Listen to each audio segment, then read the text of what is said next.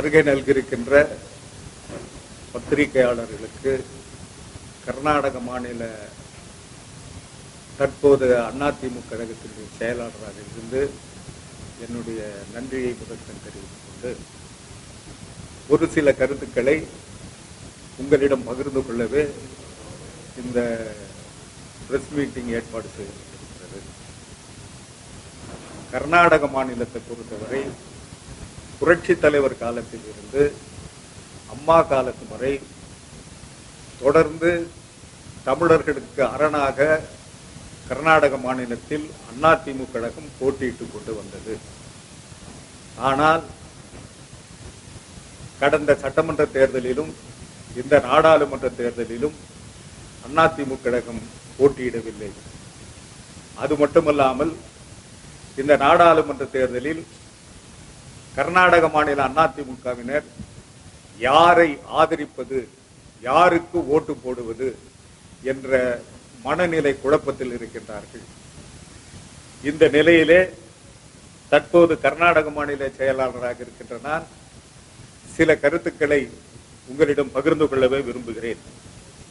உங்களுக்கெல்லாம் தெரியும், ஈரோடு கிழக்கு சட்டமன்ற தேர்தலிலே அண்ணன் அவைத்தலைவர் உசேன் அவர்கள் இரட்டை இலை சின்னத்திற்கு கையெழுத்திட்டார். அதன் பிறகு கர்நாடக மாநில சட்டமன்ற தேர்தலிலே இரட்டை இலை சின்னம் வேண்டும் என்று கர்நாடக மாநில செயலாளர் என்ற முறையிலே நான் அங்குள்ள தேர்தல் கமிஷனுக்கு கடிதம் கொடுத்தேன். அதே போல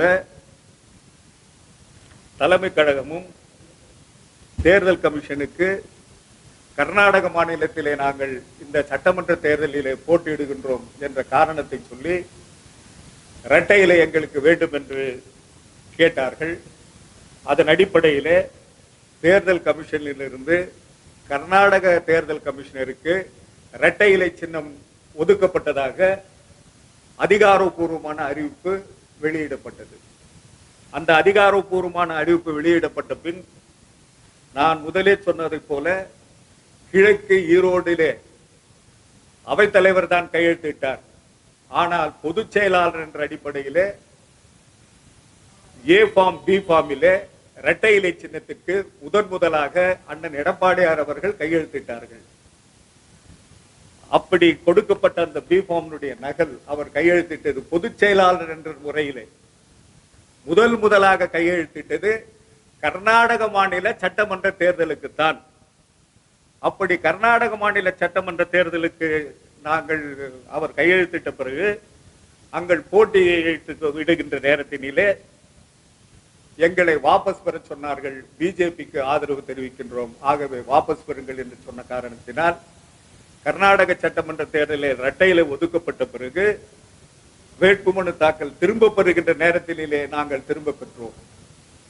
அது மாத்திரமல்லாமல் அந்த நேரத்தினிலே ஓபிஎஸ் அவர்கள் தவறான ஒரு ஏ ஃபார்ம் பி ஃபார்ம் கொடுத்து அங்கே அதிமுக நான் தான் என்று ஒரு நிலையை ஏற்படுத்தி ஒரு வேட்பாளர் நிறுத்திய நேரத்தினிலே அது தவறான தகவல் என்று பொதுச் செயலாளரிடம் கடிதம் வாங்கி அதை நான் தமிழகத்திலிருந்து எந்த தலைவர்களும் அங்கே வரவில்லை, கர்நாடக மாநில செயலராக இருந்த நான் அந்த கடிதத்தை எடுத்து சென்று தேர்தல் கமிஷனரிடம் கொடுத்து இது தவறாக அவர்கள் சித்தரித்திருக்கின்றார்கள், கட்சிக்கு இரட்டை இலை ஒதுக்கப்பட்டு இருக்கிறது எங்களுக்கு தான் என்பதை அந்த அத்தாட்சியை காட்டி அவரிடம் நான் பேசிய போது அவர் அதற்கு என்ன பரிகாரம் என்று கேட்டபோது நான் ஒன்றே ஒன்று சொன்னேன், அவர்கள் எங்களை ஏமாற்றி இருந்தால் நாங்கள் அவர்கள் மீது வழக்கு போடுவோம்.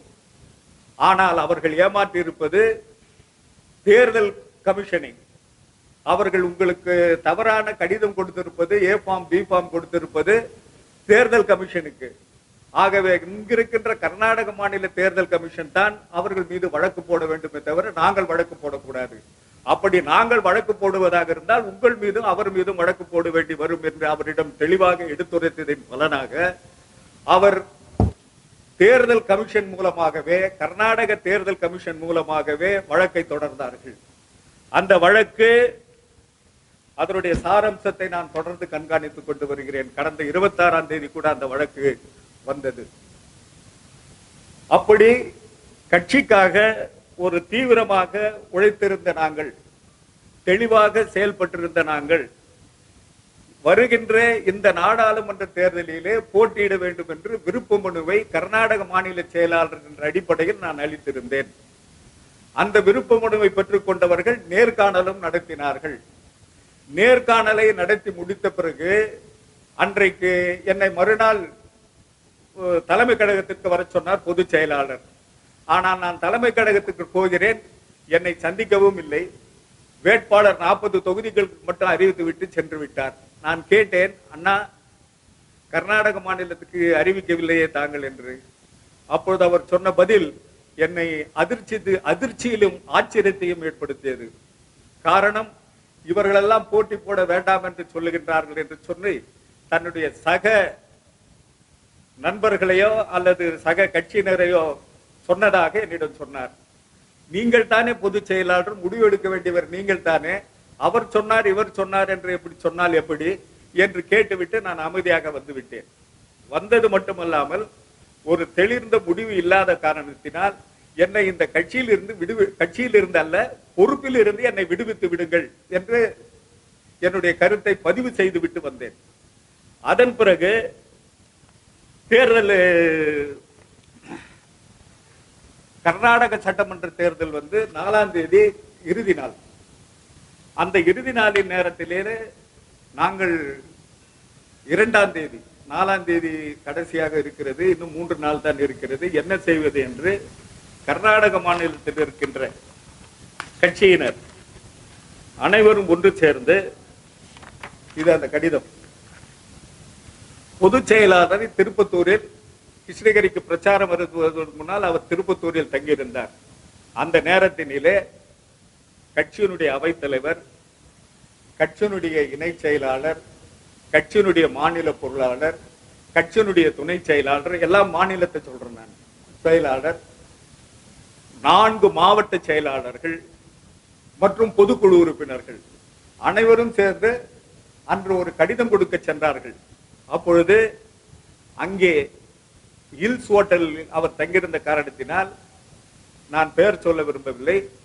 அவர் இங்க எல்லாம் உங்களை யார் வர சொன்னது, இங்கிருந்து கீழே போங்க, வெளியே போங்க என்று கீழ்த்தரமாக நிர்வாகிகளை நடத்தினார்கள்.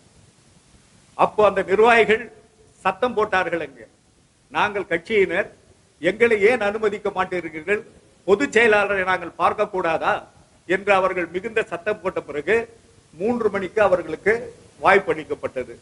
அந்த வாய்ப்பளிக்கப்பட்ட நேரத்திலே இந்த கடிதத்தை அவர்கள் தந்தார்கள். அனைவரும் கையெழுத்திட்டு தந்தார்கள். என்னவென்று, அண்ணா 4ஆம் தேதி இறுதி நாள் வேட்புமனு தாக்கல், நாங்க இன்னைக்கு 2ஆம் தேதி சந்திக்கிறோம், விரைவில் ஒரு முடிவு எடுத்து அறிவிங்க.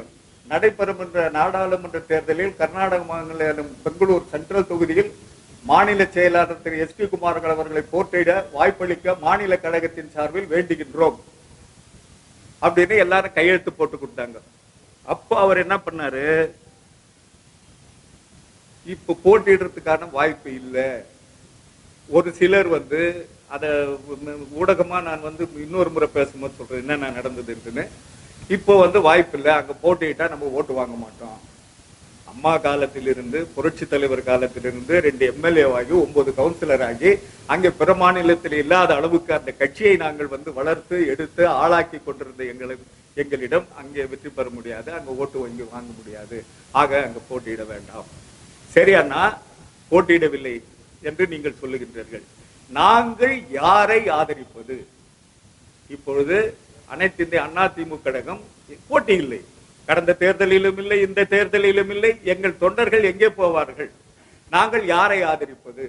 அவர் குழுவை கூட்டி, குழுவிடம் இந்த கடிதத்தை காட்டி, இன்றைக்கு இரவு அல்லது நாளைக்கு என்னிடம் தெரிவிப்பதாக அவர் அவர்களிடம் தகவல் தெரிவித்தார். ஆனால் இன்று 8வது நாள், இதுவரை எந்த தகவலும் தெரிவிக்கவில்லை. குழுவை கூட்டி தகவல் தெரிவிக்கிறேன் என்று சொன்னால், நான் உட்பட மாவட்ட செயலாளர்கள் கூட்டத்தில் இரட்டை தலைமை வேண்டுமா ஒற்றை தலைமை வேண்டுமா என்றும் போது நான் ஒற்றை தலைமை வேண்டும் என்று குரல் கொடுத்தவர்களில் நானும் ஒருவன். அப்படி ஒற்றை தலைமை உருவாக்கிய நாங்கள் அழகு பார்க்க நினைத்த இந்த இயக்கத்தை இவர் என்ன சொல்லுகிறார்? இவர் ஒரு பொதுச் செயலாளர், இவர் குழுவிலே வைத்து நான் தீர்மானிக்கிறேன் என்று சொன்னால் இது இப்பொழுது ஒற்றை தலைமை இல்லை, இது ஒரு கூட்டு தலைமையாக இருக்கின்றது என்பதைத்தான் நான் பார்க்க வேண்டி இருக்கிறது. ஆகவே இது கூட்டு தலைமையா அல்லது ஒற்றை தலைமையா என்பதிலே எனக்கும் ஒரு பெரிய குழப்பம் ஏற்பட்டு விட்டது. அது மாத்திரமல்ல, நாங்கள் யாருக்கு வேலை செய்ய வேண்டும் என்றே ஒரு தீர்மானிக்காத நிலையில் இன்னமும் ஒரு பொதுச் செயலாளர் இருக்கின்றார் என்று சொன்னால் நான் அவரை பற்றி எந்த விமர்சனமும் செய்ய தயாரா இல்லை. அங்கிருக்கின்ற அதிமுகவினரே தாறுமாறாக விமர்சனம் செய்து கொண்டிருக்கின்றார்கள். அதை என் வாயால் சொல்ல விரும்பவில்லை. அது மட்டுமல்ல, மேலும் மேலும் ஒரு கட்சி தெளிவுபட நாம் வர வேண்டும் என்று சொன்னால் அன்றைக்கு அம்மா அவர்கள் மோடியா லேடியா என்று துணிச்சலாக அன்றைய தினம் பேசினார். ஆனால் இன்றைய தினம் பேசிக் கொண்டு வருகின்ற அண்ணன் அவர்கள் இது நாடாளுமன்ற தேர்தல் என்பது மனதில் கொள்ளாமல் ஏதோ ஒரு சட்டமன்ற தேர்தலுக்கு பேசுவதை போல தன்னுடைய பேச்சுக்களை அமைத்துக் கொண்டு வருகிறார். டெல்லியை பற்றியோ மோடியை பற்றியோ இதுவரை எந்த வாயும் அவர் திறக்கவில்லை. அப்ப அது மட்டுமல்ல, எம்ஜிஆர் ரசிகர்கள் மிகவும் மிகவும் நொந்து போயிருக்கிறார்கள். காரணம் என்னவென்று சொன்னால், மற்றவர்கள் செய்தால் பரவாயில்லை, ஆனால் பொதுச் செயலாளராக இருக்கின்ற இவர் பிரச்சார வாகனத்தில் அம்மா படத்தை மட்டும் பெரிதாக வைத்துக் கொண்டிருக்கிறார். தலைவர் படத்தை ஸ்டாம்ப் சைஸில் வைத்துக் கொண்டிருக்கிறார். வேற யாராவது வைத்துக் கொண்டிருந்தால் பரவாயில்லை. இந்த கட்சியை உருவாக்கியவர் எங்கள் புரட்சி தலைவர் எம்ஜிஆர் அவர்கள்.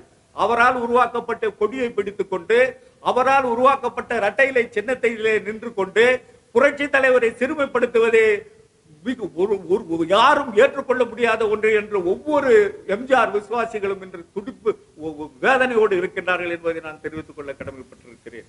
ஆகவே இவ்வளவு சூழ்நிலைகளிலும் பல்வேறு கருத்துக்கள் இன்னும் எவ்வளவு இருக்கின்றன. மீண்டும் நான் ஒன்றை சொல்ல கடமைப்பட்டிருக்கிறேன். இங்கே தேர்தலிலே நாங்கள் பெங்களூரிலே போட்டியிட்டால்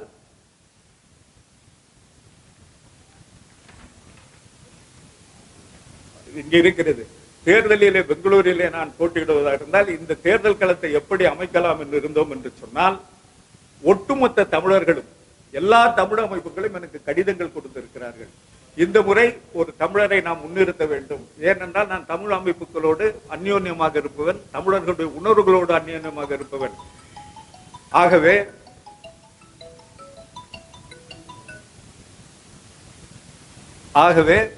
அங்க ஒட்டுமொத்த தமிழ் அமைப்புகளும் ஒன்றாக இணைவதற்கான வாய்ப்பை பெற்றது, தந்தது. ஆனால் எங்களால் நிற்க முடியவில்லை. இப்படி கர்நாடக மாநிலத்திலே ஒரு அரணாக இருக்கக்கூடிய அதிமுக கழகம் இன்றைய தினம் வேலியை பயிரை மறைந்த கதையாக கட்சி தலைமையை கட்சியை அழிக்கின்ற ஒரு வேதனைக்குரிய செய்தியை அறிந்து இப்படி ஒரு கட்சி நடந்து கொண்டிருக்கின்ற நேரத்தினிலே கர்நாடக மாநில செயலாளராக பொறுப்பில் இருந்து என்ன பயன்? என்ன பயன்? கேள்வி கேட்கிறான் ஒவ்வொருத்தரும், யாரை நாம் ஆதரிப்பது என்று. ஒரு மாநில செயலாளர் என்னால் பதில் சொல்ல முடியவில்லை. வேறு வழி இல்லாமல் நான் கட்சியிலிருந்து விலகவில்லை. எனக்கு கொடுக்கப்பட்டிருக்கின்ற கர்நாடக மாநில செயலாளர் பொறுப்பிலிருந்து இன்று முதல் நான் ராஜினாமா செய்கிறேன்.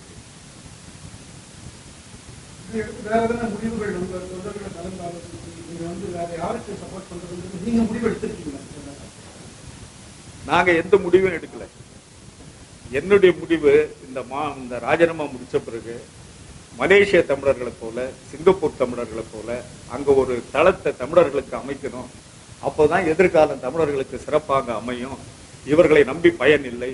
இது நாள் வரை அதிமுக ஒரு அரணாக இருந்தது தமிழர்களுக்கு, அதுவும் பட்டு போய்விட்டது. ஆகவே கர்நாடக தமிழர்களுக்காக என்னுடைய எதிர்காலத்தையும் என்னை சார்ந்தவர்களுடைய எதிர்காலத்தையும் நாங்கள் எங்களுடைய உழைப்பை தருவதற்காக முடிவெடுத்திருக்கின்றோம்.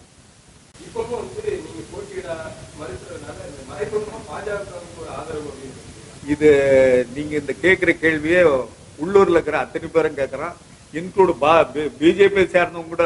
நான் இந்த வேட்புமனு கொடுத்து எல்லா தமிழர்களும் எனக்கு ஆதரவு என்ற நிலைப்பாடு தெரிஞ்ச உடனே அவங்க அதிமுக போட்டியிடாது என்று அரசல் புரசலாக பேசியது என் காதில் விழுந்தது. சிலர் சொன்னார்கள்.